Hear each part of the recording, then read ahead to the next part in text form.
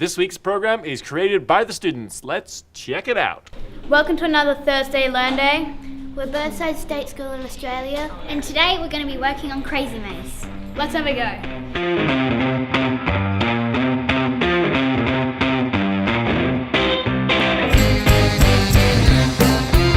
we're just figuring the duration of when it's going over the bumps, so it would need more speed. Yeah, so the speed would need like 35, nearly 40. We usually change our speed because if it's going over a bump, then It would need, we it kind need of more throws the speed. spirit out. Yeah.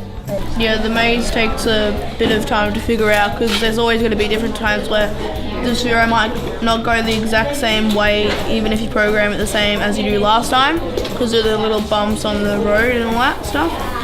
So when we programmed these earlier, it was a lot easier. Just the timing and the speed, it might get a little bit challenging with the timing and that.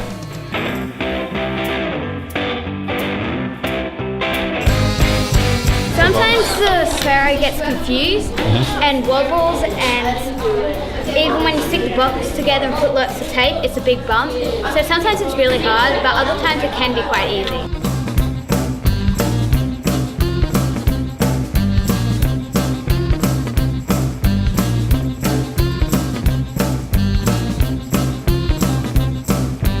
That was our Thursday Learn Day. Today we learned about Crazy Maze. For other Thursday Learn Days, Check it out! Nice.